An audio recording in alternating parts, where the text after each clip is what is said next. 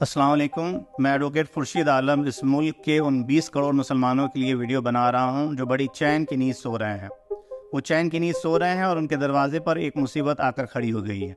इस बार ये मुसीबत वक्फ अमेंडमेंट बिल 2024 की शक्ल में आया है। बीजेपी गवर्नमेंट ने पार्लियामेंट में मौजूदा वक्फ एक्ट में बदलाव करने के लिए ये बिल पेश किया है। क्या हो जाएगा अगर ये बिल पेश हो गया तो? क्या हो जाएगा अगर ये बिल एक कानून बन गया तो? अगर ये बिल कानून बन जाता है तो आप ये यकीन कीजिए कि मुसलमानों की जो वक्फ जायदाद है, वक्फुल्लाह, ऐसी जायदाद जो उनके पूर्वजों ने अल्लाह के राह में दे दिया, उस जायदाद से, उस मिल्कियत से लोगों का भला हो, इस कौम का भला हो, इस देश का भला हो, ऐसे जायदाद पर सरकार की नजर है। इस बिल के कानून बनने के बाद हमारी हजारों लाखों मस्जिदें, हमारे खानकाहें, हमारे मदारिस, हमारी कब्रिस्तानें और बहुत सारे जो मिली तंजीमें हैं, उनकी जायदाद को आसानी से सरकार हड़प लेगी। ये पहली बार नहीं है कि बीजेपी की केंद्र सरकार ने मुसलमानों को परेशान करने के लिए एक ऐसा बिल पेश किया है। इससे पहले बेशुमार बिल पेश किए जा चुके और वो आसानी से कानून भी बन गया, लेकिन मुसलमान कुछ नहीं कर पाए। खुशी की बात यह है कि इस बार इस बिल को कानून बनने से हम रोक सकते हैं। जब ये बिल पार्लियामेंट में पास किया गया तब अपोजिशन ने बहुत ही जबरदस्त तरीके से इसे रोकने की कोशिश की, जिसके नतीजे में इस बिल को जॉइंट पार्लियामेंट्री कमेटी में रिकमेंड कर दिया गया है। ऐसा नहीं है कि ये बिल कानून बनने से रुक गया है, बल्कि एक छोटा सा पॉज लगा है। अब हम इसे कानून बनने से कैसे रोक सकते हैं? ऐसी सूरत में एक आम आदमी क्या कर सकता है? जिस तरीके से डेमोक्रेसी में हर एक वोट की कीमत है, उसी तरीके से इस पूरे मामले में हर एक आम आदमी की राय की कीमत है। जब इस बिल को जॉइंट पार्लियामेंट्री कमेटी के सामने पेश किया गया है तो जॉइंट पार्लियामेंट्री कमेटी ने आम आदमी से राय मांगी है।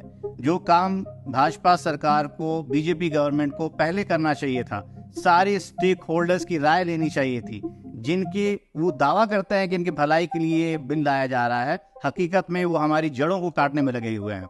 ऐसी सूरत में जब आपके सामने एक नोटिस आया हुआ है, 13 सितंबर तक आपको अपनी राय देनी है, क्या 20 करोड़ मुसलमान में से 50 लाख भी ऐसे नहीं हैं जो अपनी राय को ईमेल के जरिए, खतों के जरिए, एक डेलीगेशन के जरिए जॉइंट पार्लियामेंट्री कमेटी तक पहुंचा सकें? हम जानते हैं कि ये पूरा काम बहुत ही टायरिंग है। आप कैसे एक मेल को बनाएंगे, किस तरह से अपनी बात को रखेंगे? हमने आपके काम को बहुत ही आसान कर दिया है। हमारे पास एक खाका तैयार है। उस खाका में हम क्या कहना चाहते हैं सरकार से, हम क्या कहना चाहते हैं जॉइंट पार्लियामेंट्री कमेटी से, वो सारी चीज़ें लिखी हुई हैं। सिर्फ आप स्क्रीन पे दिए हुए QR कोड को स्कैन कीजिए या फिर लिंक को फॉलो कीजिए और ये लिंक आपको आपके ईमेल बॉक्स तक ले जाएगा। वहाँ से आप बड़ी आसानी के साथ मेल भेज सकते हैं, अपने एहतजाज को, अपनी राय को दर्ज कर सकते हैं। 20 करोड़ में से 50 लाख, ये काफ़ी होगा इस बिल को यही ख़त्म करने के लिए। हमें मांग करनी है पूरे बिल की रिजेक्शन की, ना सिर्फ एक क्लॉज, ना कि 2 क्लॉज, बल्कि पूरा का पूरा बिल।